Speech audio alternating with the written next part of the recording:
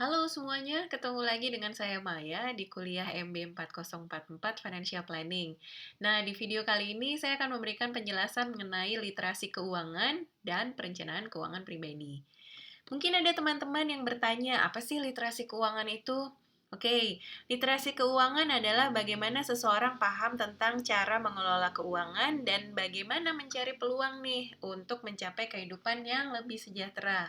Oke, saya akan perlihatkan ya grafik yang ada di slide ini. Ya, ini adalah survei yang dilakukan oleh Otoritas Jasa Keuangan mengenai indeks literasi keuangan di Indonesia. Dari tahun 2013 sampai dengan 2019, OJK sudah melakukan survei ini. Nah, angkanya sebagai berikut. Di 2013, 21,84%, kemudian dia naik ke 2019 menjadi 38,03%. Artinya apa dari angka-angka ini? Artinya bahwa dari 100 orang responden yang diwawancara atau diinterview, sebanyak 38 orang dikatakan mampu mengelola keuangannya atau mereka bisa menjawab pertanyaan mengenai pengelolaan keuangan.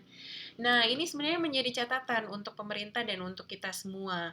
Karena apa? Karena Indonesia termasuk yang paling rendah literasinya dibandingkan dengan negara-negara lain bahkan di ASEAN ya. Oleh karena itu, ini semua adalah tugas tidak hanya dari pemerintah, regulator, bisnis, tapi juga seluruh lapisan masyarakat. Oke, kita ke slide berikutnya, melihat bagaimana human life cycle.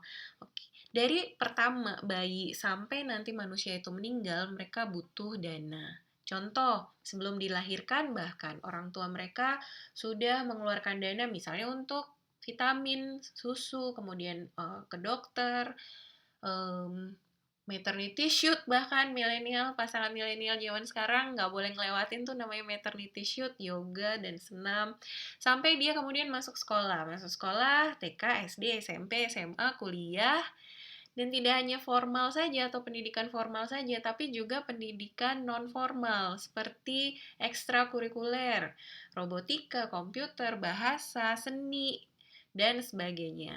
Kemudian sampai nanti dia bekerja, dia tua, dia butuh vitamin, medical check up, kemudian nanti saat meninggal dia butuh biaya pemakaman, pengajian dan sebagainya. Jadi semua itu butuh dana. So, why we need the financial planning? Ada 6 catatan yang saya tulis di sini. Yang pertama yaitu living too long atau hidup lebih lama gitu ya. Rata-rata sekarang hidup mungkin sekitar 70, 80 sampai 90 tahun. Nah, sekarang bagaimana nih caranya kita untuk mencukupi kehidupan kita di masa pensiun tadi?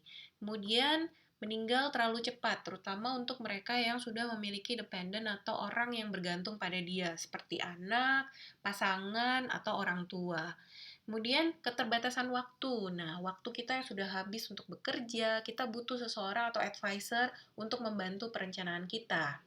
Lalu ada market condition changes rapidly, akan saya gabung di sini dengan many investment product ya, bahwa capital market atau pasar modal di Indonesia itu bergeraknya sangat cepat, produk-produk investasinya juga sangat banyak, sehingga kita harus memikirkan produk investasi mana sih yang tepat untuk profil risiko kita.